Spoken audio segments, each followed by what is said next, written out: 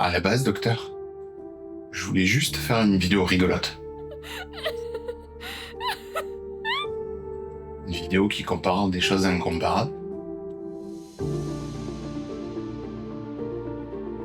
Et au fur et à mesure, j'ai découvert des choses. Il m'est arrivé des péripéties. Putain, c'est fou. J'arrive pas à le croire. Mais à la base, moi, je voulais juste faire ça. Juste faire une vidéo rigolote.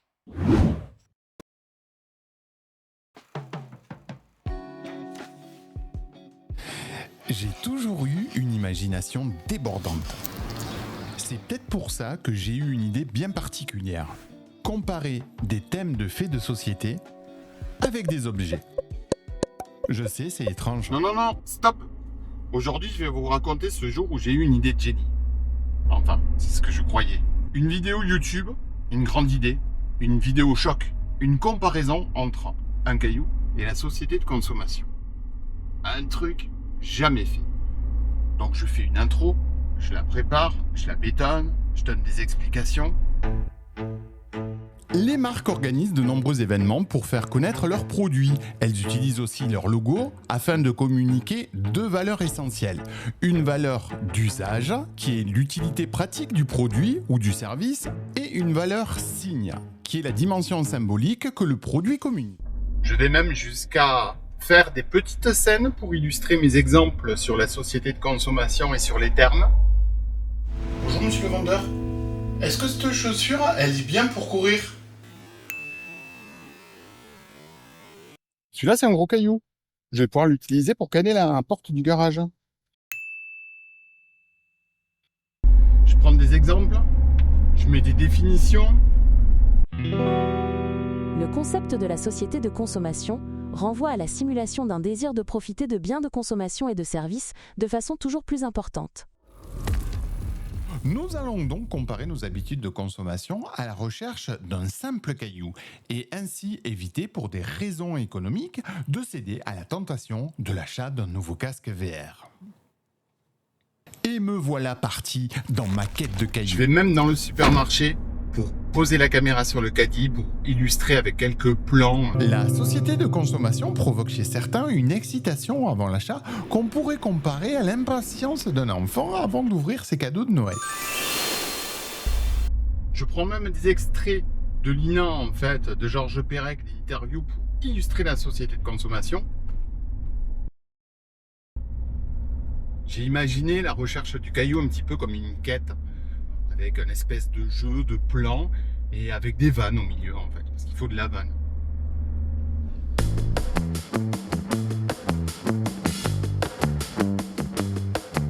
Je suis pas loin, j'ai trouvé l'arbre à pierre. Super, il y a même du Pierre Garnier.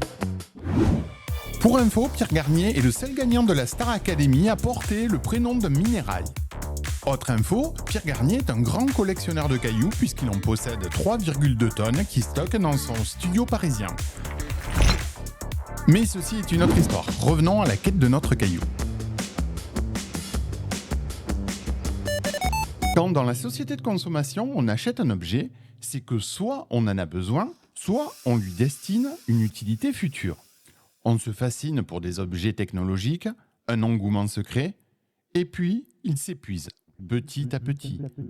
J'ai fait mon choix, mais que vais-je faire de lui? En fait, au fil du temps, je lui trouve plein d'utilités.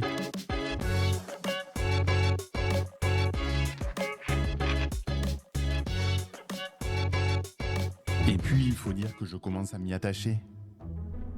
Et j'ai essayé d'aller jusqu'à la fin de ce truc-là qui était assez catastrophique, hein, et de faire une fin. On réalise vite les limites du caillou qu'on juge inutile. On réalise vite les limites du casque VR que l'on juge obsolète. Notre satisfaction face aux nouvelles technologies s'épuise rapidement.